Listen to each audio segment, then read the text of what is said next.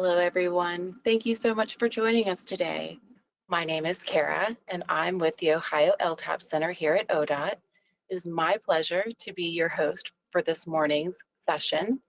Our webinar today is titled Updating Your School Travel Plan, If, When, and How. We have a fantastic presentation lined up for you, and we are thrilled to have Leticia Chelina and Sally Sharrow here to share their expertise. Before we begin, I'd like to cover a few housekeeping items to ensure a smooth webinar experience for everyone. If you have any questions during the presentation, please type them into the questions panel on your screen. We'll be keeping an eye on those and we'll address them as we can or during our dedicated Q&A session at the end. If you run into any technical difficulties or need assistance with the platform, feel free to reach out via the chat panel. Our team is standing by to help. Please be aware that this webinar is being recorded. Our recording, along with the PDF of the presentation, will be emailed to all registered attendees after the session. For your convenience, you will also find a PDF of the presentation in the handouts section of your screen. We have a few poll questions that we would love to get your feedback on, and they will be deployed at various times throughout the webinar. All right, that's it for the logistics. Without further ado, I'm delighted to hand things over to our presenters. Sally, the virtual floor is yours. Thanks so much, Kara. Good morning, everybody. Thanks for joining us today to think about updating your school travel plans. We know that at this time of the year, it's getting warm out. Folks are thinking more about walking and biking to school, and it's also a great time of year to be thinking about ahead to the future of updating your school travel plan for the next round of school travel funding. My name is Sally Sharrow. I am a senior planner with Tool Design, and I've worked on school travel plans and active transportation plans all over the state of Ohio, communities big and small. A couple of recent ones that I've gotten to work on were a small school-focused plan for the village of Mechanicsburg, an active transportation plan for Grove City, and I'm about to be starting a new school travel plan for a township in Claremont County. And my colleague Leticia is here, and I'll have them introduce themselves as well. Hello, excuse me, I was a little sick recently. My name is Leticia Chelina. I'm a planner too with Tool Design. I've worked on several school travel plans, recently Bay Village, and then also the Sheffield Lake and Sheffield Village, which was an active transportation plan that also served as a school travel plan.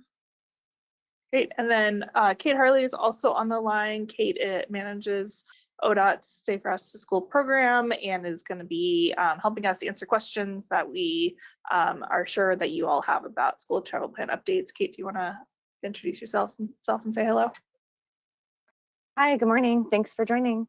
Excited to talk a little bit more about school travel planning and take any questions you guys have towards the end of the webinar. Thanks so much. Great, thanks, Kate.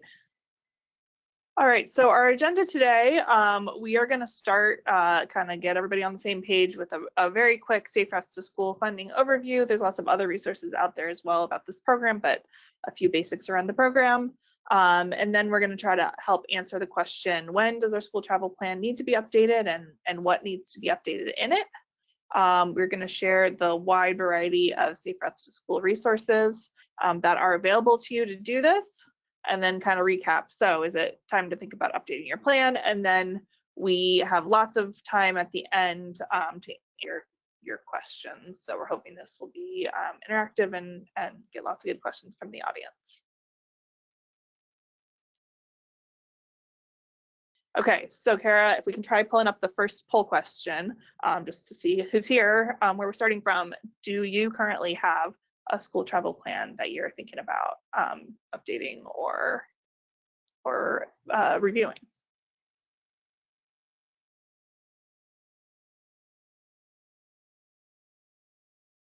Okay, I see that the poll is up.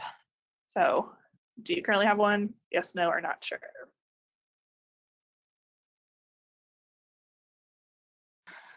Okay, so it looks like we've got 37% say yes, 48% no, and 15% are not sure.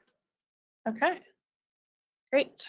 And if you did answer yes, that's great. We'll help you think about what might need to be updated. If you said no, that's okay too. You'll learn a little bit about the program here, but then you'll also learn about other resources that are out there that you can look to think about creating a school travel plan. And not sure, that's okay too. Always good to be here to learn, and you can think about who to ask if there is one already. All right. Is my screen still set? Okay, cool. Great. All right, so again, our learning objectives today are to be familiar with the Ohio School Travel Plan guidelines and template that are available to you, understand when to update your school travel plan and how, and then know what kinds of updates are needed. I sort of mentioned already, but we know you might be joining us from a number of different places on this journey. Perhaps you recently wanted to apply for Safe Routes to School infrastructure funding and realized that your plan was out of date and wasn't eligible, or maybe you're way ahead of the game and you noticed this year that as of next year your plan will be out of date. So you're thinking ahead about being ready to apply for funding. So we're talking about this now at this time of year to make sure you've got plenty of time to make those updates to keep you eligible for funding, and thinking about how an update can kind of simplify some of the steps of the process so that remaining eligible for Safe Routes to School funding is a little bit less intimidating. All right, so I'm going to pass it over to Leticia for the quick introduction to Safe Routes to School funding program. Okay, thank you. Yeah, I'm just going to do a brief overview. So anecdotally, this is true for me and a lot of the people I talked to. I know I walked to school, but I'm curious how many of you, and we don't have a poll about this, but just think about how did you get to school? How do your neighbors' kids get to school, or your kids, how are they getting to school now? We know that this is a national issue. And that's why ODOT dedicates resources to encouraging kids to bike and walk to school. Some of the resources available are planning assistant with a consultant, project funding for infrastructure and non-infrastructure programs, and then various educational resources.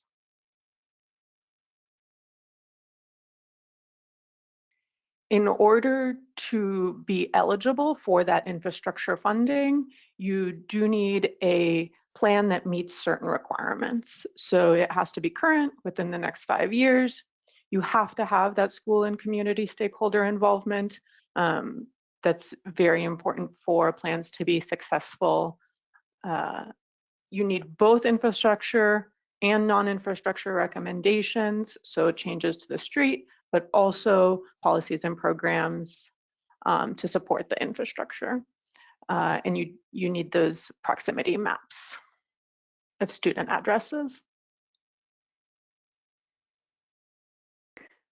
So this is kind of an FAQ or things that we get asked a lot and things that you should be thinking about in the beginning if you're trying to pick schools or you have a new location. So you don't need to do all of the schools in the school district. It can just be one school.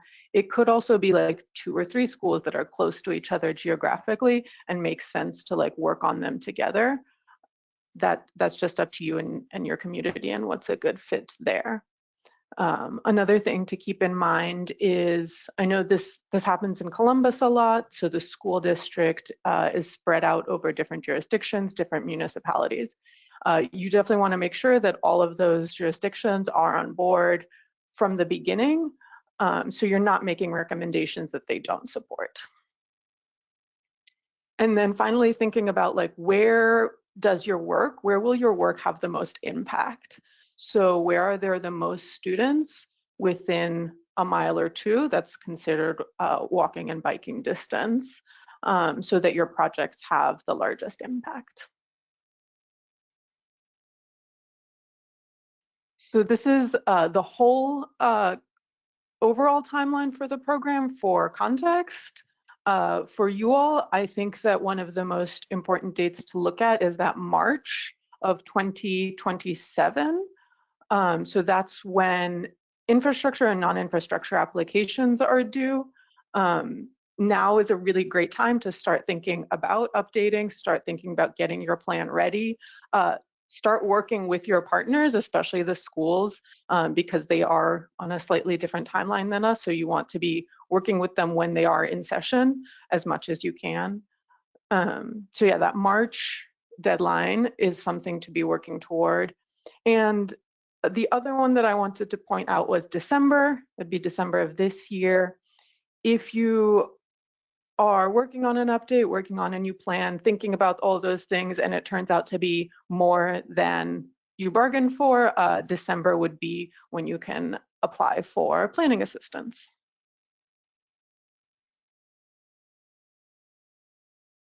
Great. Thanks, Leticia. And again, we'll talk a little bit more about, that's a very, very brief overview of a longer sessions we can do to talk about school travel plans. So we'll share more later about where you can learn more about that process. So today, the big question we want to answer is, when might a school travel plan need to be updated? Updated in order to keep you eligible to apply for that infrastructure or non-infrastructure funding from the Safe Routes to School program. Really, there's kind of 4 main conditions that we think would be relevant for you to think about updating your plan. First one is if there are schools that have moved or closed, or new schools that have been built. If schools have moved, you are going to need to update your plan to remove projects that relate to a decommissioned school. If a school is going to be moving in the near future, any projects connecting to that school are not going to be eligible for the Safe Routes to School program. And then projects that serve a new school location are only going to be eligible for funding if they're included in a plan. So updating a plan would help you integrate those needs and make those projects eligible if that's important to you. So changes in the physical locations of schools is a big one where some updates might need to be made. Another one is if there's been a significant change in the team member, in a lot of your team members or the leadership of the folks who are meant to be implementing this plan. So why does that matter? A school travel plan is only as valuable as the leaders who seek to advance the projects in it. So if there's significant leadership turnover, which is common in Safe Routes to School world, it might be important for your new leaders to review those community-driven priorities and either just get up to speed with them, with the projects and priorities, or make some updates in order to have a current plan that does document the community priorities and intentions. So new leadership is a moment to have an evaluation, make sure everyone's on the same page. If your school travel plan is over 5 years old, this is just a basic requirement of the program. So the ODOT Safe Routes to School program wants to ensure that project investments that it's making are based on the current conditions and needs, so within those 5 years. But not all plans over 5 years old are the same. You might have a plan that doesn't require a lot of updating. It still sort of reflects the needs of the community. Or you might have a plan that is 15 years old and hasn't been updated and really needs a bigger overhaul and update. So not all 5-year-old plans are the same. And then finally, whatever the age of the plan, it could be that you look at it and you say, hey, we've actually done most of this. We've completed a lot of the recommendations in our plan. Or on the flip side, like this was made a long time ago and it doesn't really update our community needs. So it's always a moment for you to say, does this plan actually reflect what we currently need to do? If you are not sure kind of where you're starting from, or you don't even know if there is a plan, starting by contacting your ODOT district Safe Routes to School coordinator is always a good place to start if you need a second opinion or thoughts on where you might be at in this process.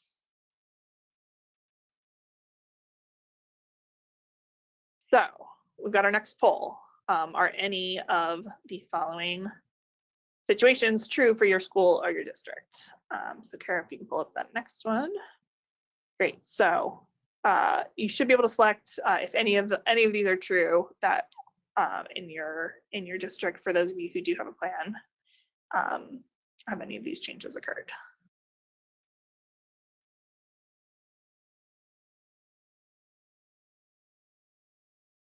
Just to let y'all know, the responses are coming in just in a moment. I will go ahead. We've got about 34% have voted so far, but it's continuously going up. And then I will be able to show y'all the results of the poll here in a few moments once I close it. Great, thank you. Mhm.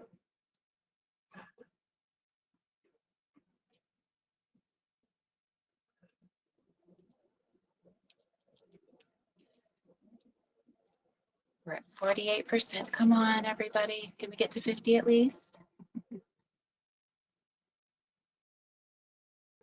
I realize for some folks, if you don't have a plan, the might be none of the above. We didn't include that as an option. That makes sense. All right, I'm going to go ahead and close out the poll. We did go over 50%, so I'll go ahead and show those results for you now.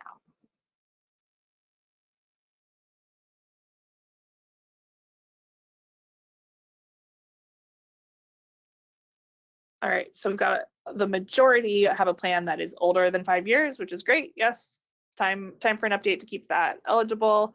Few places where there's been changes in school locations or leadership, and then a few more where the plan just feels outdated or maybe everything's been completed. Okay, great. So we've got several folks thinking about these different conditions, and we will in the next slides be referring back to those so you can kind of understand which pieces you might need to be updating.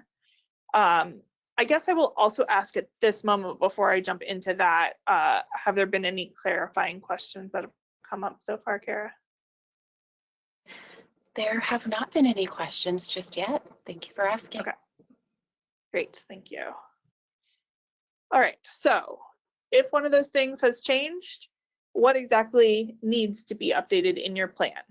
It could be that we get to the end of this and you say, it's the whole plan and we maybe need to start with a full overhaul, but the idea here is that keeping your plan current and updated doesn't necessarily have to be an entire redo of the process. There may be some things that can be just verified and tweaked to keep that plan current. I am going to be talking about some different sections of the school travel plan template, which ODOT provides. So if you're not familiar, we will be sharing the link for that in the chat here. ODOT has a whole guidance document and template that folks can use for creating a school travel plan, and probably most of you who have a school travel plan already used a version of this template in the past. So I will be referring to some sections of that. And you might, if you've got, an extra screen, I would suggest pulling open those resources so you can kind of see what I'm referring to.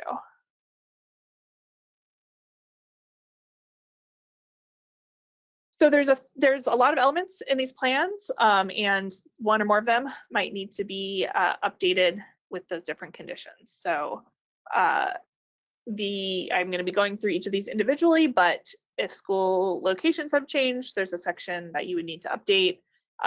That school demographics are information on the students that currently attend the schools that you are planning for. So that includes information on income, language, race and ethnicity, things like that. There's a section that says who are the team members who are responsible for implementing this plan. There's a section on student mapping, which shows where students live in relation to the schools to understand how many are within walking and biking distance. Information on how students are currently traveling to school and what attitudes their parents and caregivers have on the needs around that travel. Information on the policies that schools have in place that influence transportation. Then there's the action plan, which is really the meat of the plan. It lists the locations where you have recommendations for infrastructure projects, and it lists the potential non-infrastructure projects that you want to implement to support. And then finally, there's always a section on public input. How did we get feedback from the community and what do they think about this plan? So on the next slides, I'm going to be going through each of those plan elements and highlighting under our sort of 4 moments when you might need to update a plan, which of them are relevant, and then on the right side, what specifically needs to be updated in that plan. So hopefully there's a lot here. There's a page on ODOT's website as well that kind of goes through these, but hopefully as I talk through, you'll kind of understand, okay, where are places where we might need to go in and make some edits. And again, we will have plenty of time for clarifying questions. So to jump in, the information on school locations. Where are the actual school buildings that you're planning for? This is important. So if you've had a change in school locations, or again, if you're doing a general update because your plan is over 5 years old, you're going to need to go verify those addresses or add new locations to table 1 in the template, which is just a list of your schools. So that's a pretty basic one. Where are the schools that we're planning for? The next section is school demographics. So if you do have a new building, the composition of the students of that building is going to be different. So you're going to need to pull in demographic information for that school. And then again, if your school travel plan is over 5 years old, that information is going to be out of date. So we want the most current information from the previous school year of who's attending that school. So you don't need to update this every year when you apply, but you do need to update it if it's more than 5 years old. And the Ohio School Report Cards page, which we'll also share the link to, is the place that you can go to find this information for any public school in Ohio.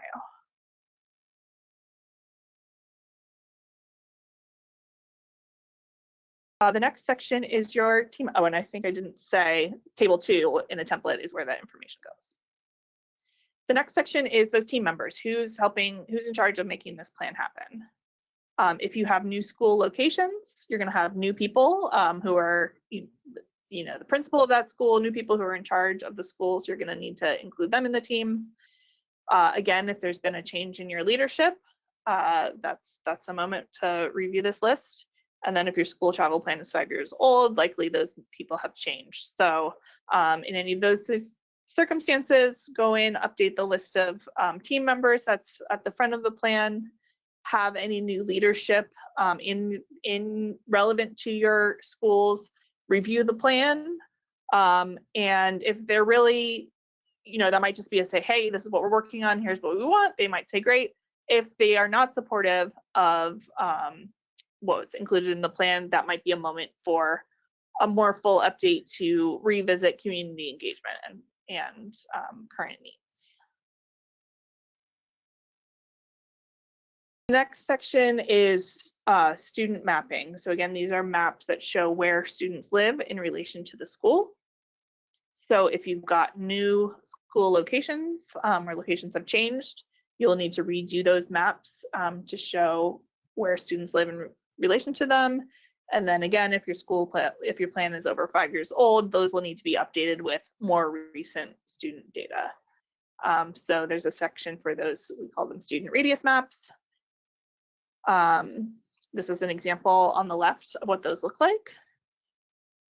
You can make these yourself according to sort of the examples that we've got, or you can ask ODOT for help to create or update these maps. If you do want help from ODOT to do so, you will need to provide anonymous information. So a list of the school addresses, the addresses of the schools themselves that we're planning for, and then anonymous information on the school attended, grade, home address, city, state, and zip code for all of the students attending that school. So not just those that live nearby, but your entire student list. Do not provide the student name, just those addresses to ODOT, and they will help create those maps. You can send them to srts.data@dot.ohio.gov, and usually about 4 weeks turnaround to get those maps back from ODOT.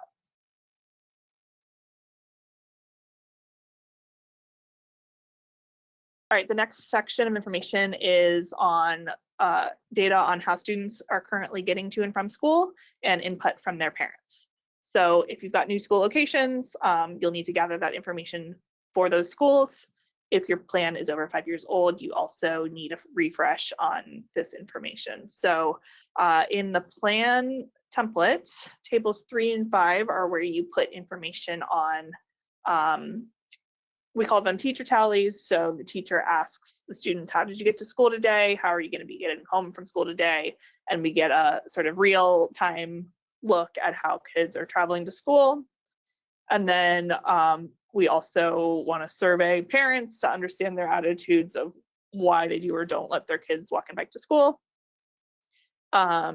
There is a page on the ODOT Safe Routes to School website that has samples of all of the surveys that we use to gather that information. So there's a travel tally survey that you can download and print and distribute to your teachers. There's also the parent survey with a sort of standard set of questions. There's a Word document there that you can download and revise to your needs. And there's also a form that you can copy, a Microsoft form that you can copy and distribute, create a copy for yourself and distribute and download that information. So lots of good resources there for understanding these current trends and attitudes. School policies are the next section. So again, new locations or plans that are 5 years old, we want to make sure that we understand the current policies in that school or in that district that impact people's travel decisions. So that might be the policies around who gets busing to school, or policies that say something about whether or not kids can bike or walk to school, or where we put crossing guards, things like that. So that's all information to make sure we've got the most updated info as it relates to the schools that we're planning for. This is in section 2 of the template. So we want to note any changes to those policies that affect decisions. Oftentimes this information is available from your school district's website or from your school board page, or you can ask the school directly to share any of their policies.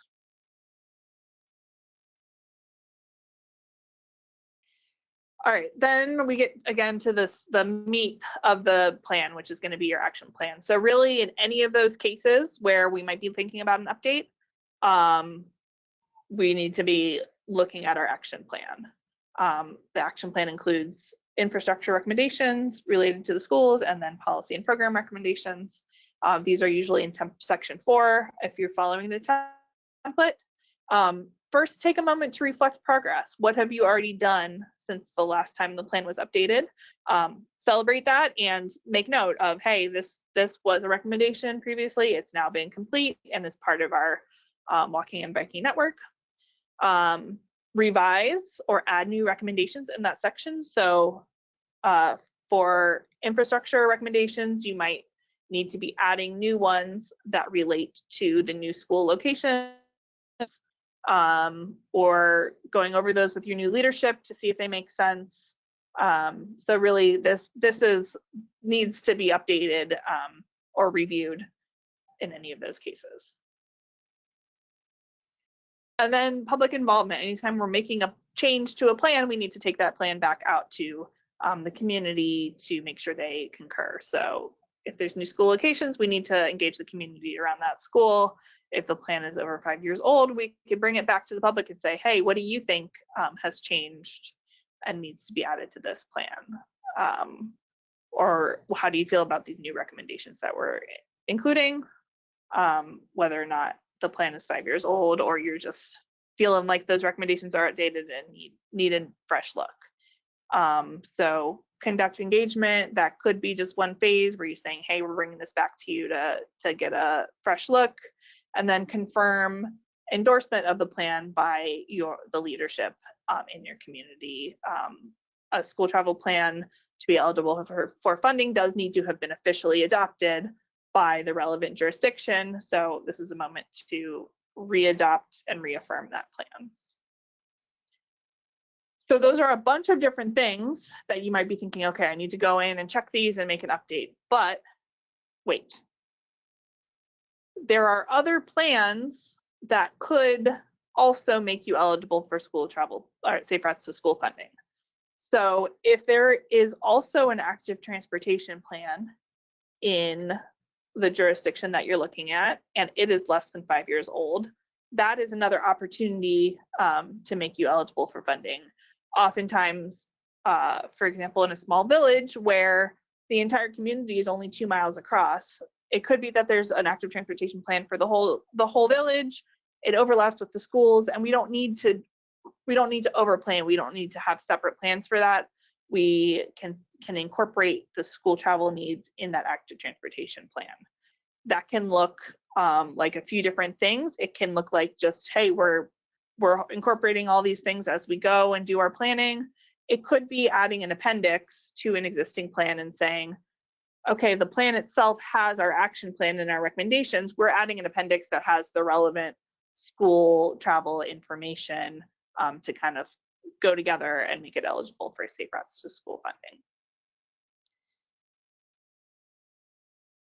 funding. We'll talk about this in a minute, but again, if it's an active transportation plan that we're using for eligibility, it needs to have involved those school stakeholders, include student mapping, include data on student travel, include input from parents and caregivers, outline recommendations as they relate to the schools, and must be up to date within 5 years. So if your active transportation plan does all of that, you don't need a separate school travel plan.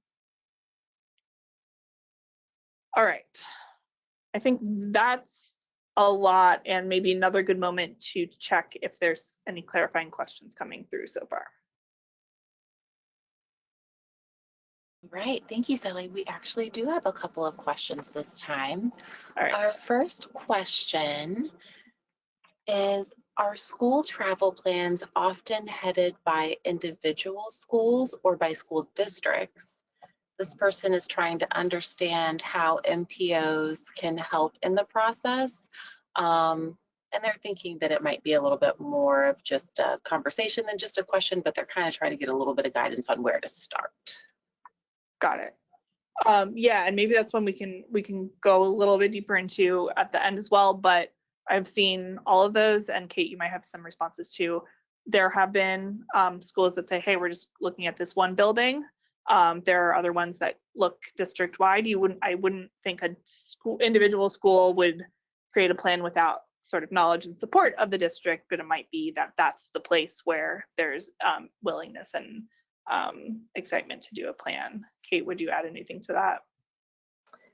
Yeah, I think I agree. I think it just depends on the goals of the people involved. I think a lot of people lean towards being inclusive and including like all of the schools in their district as part of their school travel plan, because they don't want to leave anyone out, or not set all of their schools up for kind of opportunities through the program. But for other people, they might just already know that there are certain schools that serve a lot of people in the neighborhood that just naturally have the most potential for walking and biking, or maybe have kind of vocal parents or other stakeholders who have concerns that they want to be addressed. And so sometimes if there's just existing concerns around a school, it might just be that school that's heading up a school travel plan. I think it's a little bit more common for us to see people developing plans that include multiple schools. I also think it's more common that people seek help from ODOT. So I might be a little bit like, I might have a little bit of knowledge bias where people are usually coming to ODOT for assistance if they're trying to do planning for lots of schools. They might be a little bit more inclined to take on the school travel plan themselves, kind of in-house, if it's only going to be one priority school, which we generally recommend. It's pretty competitive to get school travel planning assistance, and we typically are looking to kind of maximize our impact across the state. And so we do lean towards providing technical assistance when more schools are involved. And then I guess in terms of, you know, we also see applications, we see different types of partners taking the lead on school travel planning.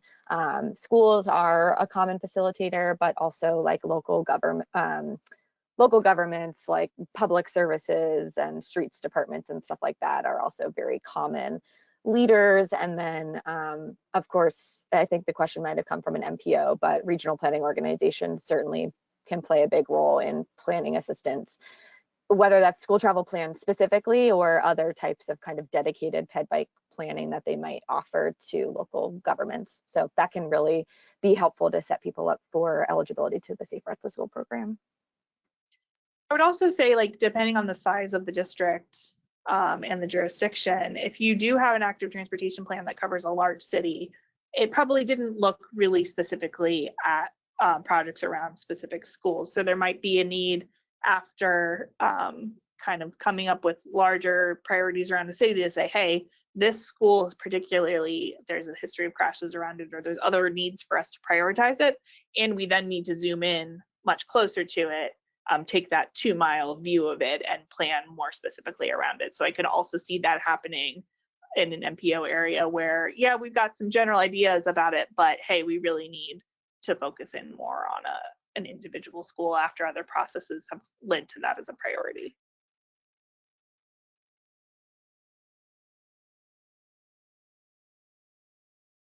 Any other questions currently, Kara? We do have a couple more questions. We have one person that's wondering, is there an online parent survey? Yeah, so there is currently a tool that communities who are planning can use to distribute that survey. Kate, do you want to speak a little bit to the update? Yes, we do have some late breaking news, not to cause concern, but some of our technical assistance tools are changing a little bit. So great question. Up until 2 weeks ago, we did host and manage a statewide survey that anybody could utilize to survey parents and caregivers, and a separate survey that they could provide to teachers to do that like student travel tally. And only due to changes in subscription services, not changes to like state or federal priorities or anything like that, we've sunsetted that, we've closed that statewide kind of ODOT managed survey. And there's trade-offs to this. I think people might be a little bit disappointed to hear that. It was a really easy tool to just quickly share a link that, you know, your stakeholders could fill out, and then ODOT would send you the data and an analysis. The benefit of managing your own survey locally is you can see submissions come in live. You can better track if people are taking the survey, or if you need to promote it more, or if you need to target promotion more. So in lieu of actually hosting and managing the survey on our side, we're just going to continue to post like recommended questions that you can easily print and hand out, or use to populate using whatever tools you might use for surveying. ODOT does use a lot of, we have like Microsoft, we use a lot of Microsoft programs. So as Sally said, we do offer the survey built out in Microsoft Forms. And so there's a website that you can just duplicate that survey into your own Microsoft form and then just use it right off the bat. So we hope that that's easy for people. You know, you don't have to reinvent the wheel if you're looking to survey caregivers or parents on Safe Routes to School, but you also might want to make some of your own changes to the survey. Over the past decade, you know, people have often asked me like, oh, can we add this question, or can we change this question?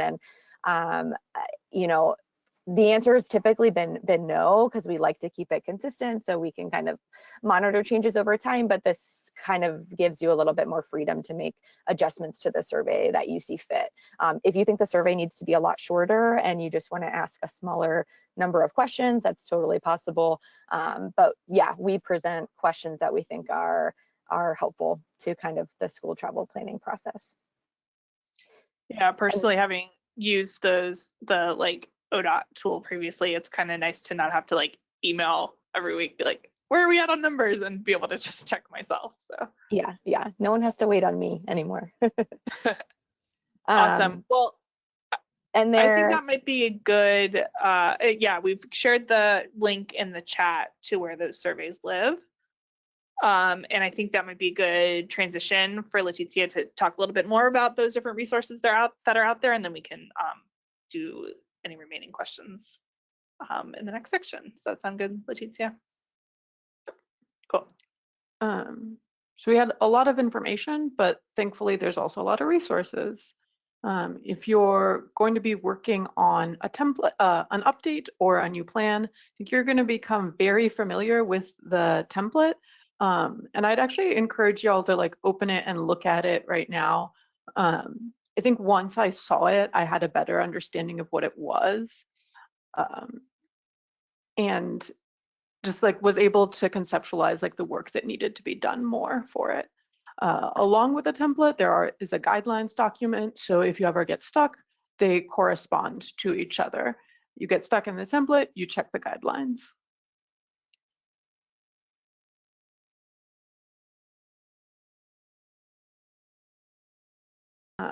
So the infrastructure toolkit can be very helpful for your action plan. It's separated out into sections. So for example, there's a section on safer crossings.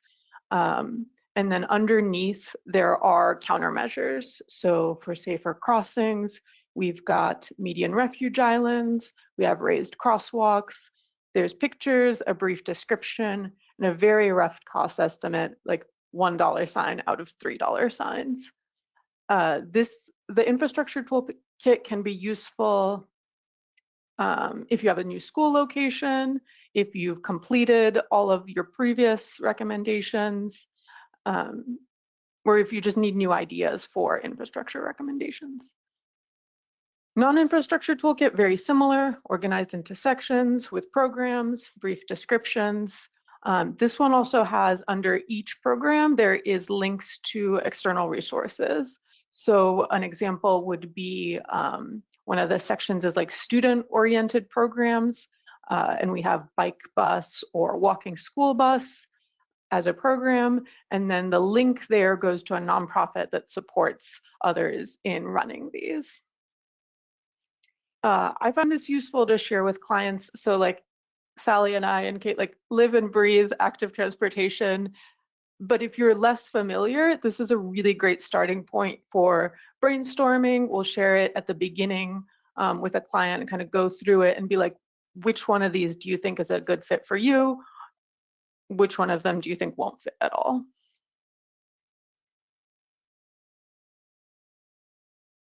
Again, if you are going to work on an update, you're going to work on a plan like the template, you're going to become very familiar with the website. I have it like bookmarked and almost like sub-bookmarked. There's information about writing the plan. All the links we've shared are there. Information about the application and guideline and help around the application for funding, also on this website, and then lots of external links to more resources. Sally mentioned this before, but just like there is a template and guidelines for school travel plans, there's also a template and guidelines for active transportation plans. You can make the active transportation plans eligible with these certain requirements. Active Transportation Academy, so that's where y'all are at right now. The e-learning, they're going to be a little broader, a little more general. You can also request community workshops and someone will come to you and that will be kind of a kickoff, helping you get started, a little more tailored than the e-learning.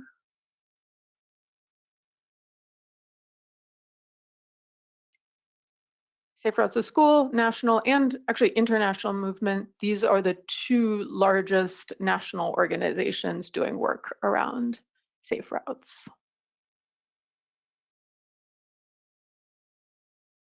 And I think we all know most transportation projects have a stack of funding. It's not just one source. You can use different funding to accomplish your goals. And this is a list of potential funding sources besides the ODOT's Safe Routes funding.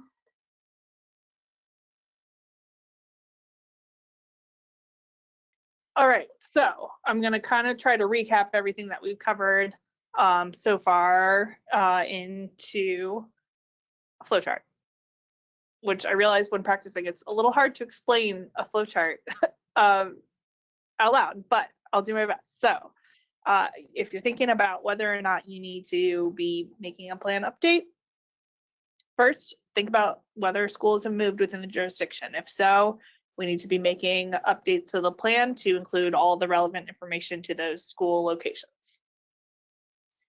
If there's been a major change to our team, we need to make sure they're on board with the plan, they've given it a look, reviewed it and approved it. And if they don't, that's another reason to think about potentially updating your plan. If your school travel plan is 5 years old or more, that may be a need to update your plan. But if there is an active transportation plan for the relevant jurisdiction, it could be that you just need to make some tweaks to that plan or incorporate the schools into that plan to make it eligible for funding.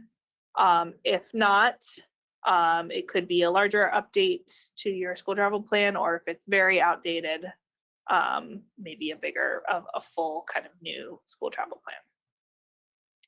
If your plan is not 5 years old, but everything in it has been completed or priorities have changed within the community, that's another moment to look at whether or not you need to update your plan or incorporate it into an active transportation plan.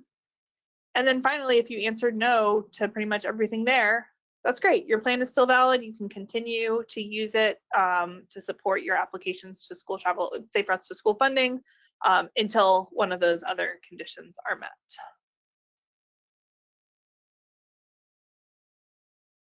And if you've gotten to this point and you think, okay, I still feel intimidated, I'm still not sure what goes into it, we have those other resources that Leticia shared. I would definitely start if you feel like, wow, there's a lot of terminology in here that I didn't even understand. I would start by watching the e-learning training for Safe Routes to School Basics to kind of understand the background here.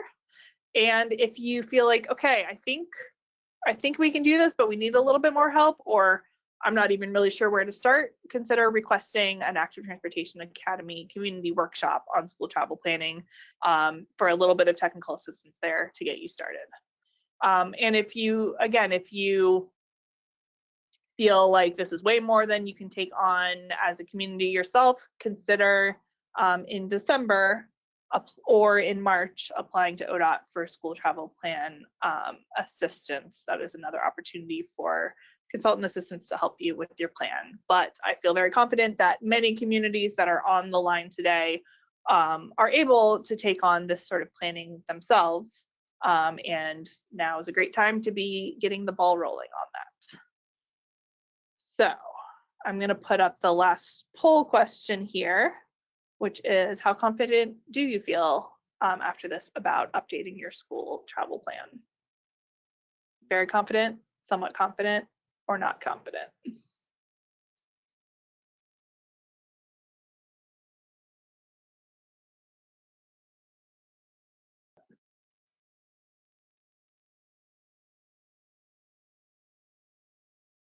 Have lots of people that are participating in this poll, just giving everyone an opportunity that wants to vote to get their vote in. Okay, I'm going to go ahead and close the poll and show you all what we have.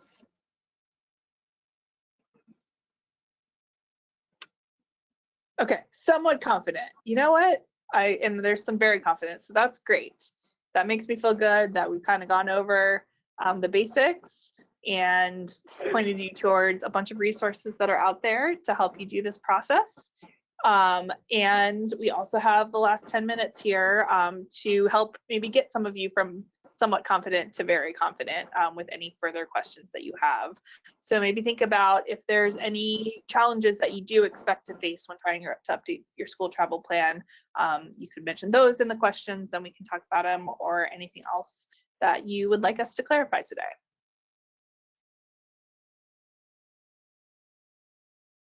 I'm gonna stop sharing so we just have our faces up here. And yeah, Kara. Okay, Any questions we have quite a few questions, so I'll let you guys know that before we go into it. All right, we'll tackle as many as we can. Yeah, and anyone that has questions, please feel free to go ahead and get those into us. All right, so first question that we're coming back to, this one was asked a little bit earlier. Can the school travel plan be used to require specific items by future private developers for things like sidewalks, road widening for bike paths, walking paths, etc.?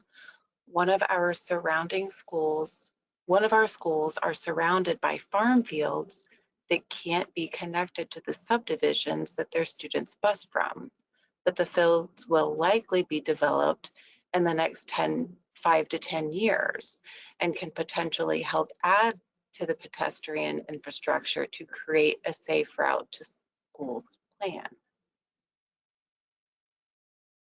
I can take a stab at that one, Kate. That you know, a plan is not a policy document necessarily, but it is a reflection of the community's desire for the future. And a plan needs to, you know, generally gets adopted by the jurisdiction. So usually that would be a local planning decision of how they kind of apply that with other requirements for future development, but it can reflect that this is what our community hopes to see in the future. Anything you would add to that, Kate? Yeah, I agree. I feel like I don't know enough about local development requirements, but I do know that you know, school travel plans are a communication tool. They're a way to, like Sally said, you know, document community priorities, and so I think they potentially could be useful for addressing that issue and could be something to stand on for like development requirements, you know, that could point towards the school travel plan to justify why those requirements are necessary. So I think they could be helpful. You could also include a non-infrastructure recommendation that says we need to update our development requirements to reflect this plan. So it could be a next step following a plan. Wonderful, thank you. Okay, next question. So this question is kind of piggybacking off of the very first question that was asked. It came through about the same time that you were answering that first question from earlier. And they said, who usually takes the lead on these plans? It was the one about the MPO and that kind of thing. Township, cities, schools, question mark. I'm with a county engineer's office. They aren't involved. What or who is most typically in the lead? I would say yes to all of those. We've seen all of those. And sometimes it's the school that has the most enthusiasm and kind of wants to put the work in. Sometimes it's the jurisdiction. But whatever roads are being planned for, the jurisdiction who is responsible for those roads needs to be involved and adopting that plan officially. They also need to be the ones applying for infrastructure funding for their roads. So you wouldn't want to do a plan where the entity that owns the roads has nothing to do with it, but it doesn't mean they have to be the ones leading the process and putting the staff time into it. Yeah, and I would just emphasize, you know, if the ultimate goal is, you know, building out infrastructure, I would recommend kind of that roadway authority be probably the lead. I think other partners can absolutely lead school travel plans, and sometimes that can be really helpful. Like adding capacity, rallying the troops, like helping to keep the plan moving, building coalitions, like those are really, really productive things to bring to the table. But if the ultimate goal really is going to be some infrastructure changes, I think it's really helpful for the roadway authority to be involved. And we've seen that play out a lot of different ways. We've seen that with like kind of urbanized townships where the schools are primarily in township, and the township can take the lead on that. We have also seen county engineers study the sort of like pieces and parts for which they're the maintenance authority to kind of understand their role in school connectivity throughout the county, which has I think been a really interesting approach. And then cities are very common leaders. Schools, I think schools face challenges with turnover and just like such a large number of various priorities, that it can sometimes be challenging for them to take the lead. And then we've also seen health departments sort of step in and provide some of that capacity. They often, bring expertise in like coalition building, and again, like bringing people together, engaging the community, a lot of the fundamentals of a school travel plan. So we've seen a lot of health departments in the state help to play a little bit of that facilitator role too. Wonderful, thank you. Okay, next question. For the SRTS infrastructure funding applications, do you need to have detailed construction plans as part of the application submittal? The reason I ask is because we are currently working on a new STP, which should be done by early next year. Due to the timing, we may not have time to put together detailed construction plans following the STP completion and prior to the March application date. You don't need to have detailed construction plans, but you do need to have a certified cost estimate. So you need to have enough information about the project. You need to provide a countermeasure. You need to provide a map showing us what the project is. And yeah, you need to have enough information about the project to provide an estimate. If you are, if you were to be like requesting construction funds in like a really near-term fiscal year, we would probably expect you to be further along in engineering, but most people come to the program seeking funding for all phases, and so it would be less likely to be that far into project development. But we love to see it. We love to see in-house design and using the funds just for construction, but it's not a requirement. Great. Thank you, Kate. Next question. Is an updated plan needed for funding countermeasures of existing school crossings? Say that again. Is an updated plan needed to fund school crossings? Is an updated for funding countermeasures of existing school crossings? So if you want to apply for project funding, you have to have an updated school travel plan. Wonderful. Or you could seek funding through a different program, like TAP or safety or something else. Okay. And we have two more questions real quick, and they're both from the same person. First question, if we update a plan with multiple schools to a district-wide plan, do we need student mapping and teacher-parent tallies for all schools? If you're updating a plan, you have to have updated 2-mile radius maps for all the schools in the plan. You would need to have demonstrated parent engagement. You can use the surveys or you can take another engagement tact if you want. There's flexibility there. And if you were to actually go on to apply for a specific project, you would only need to submit to us like the relevant school radius maps as part of that application. I think that answers the question.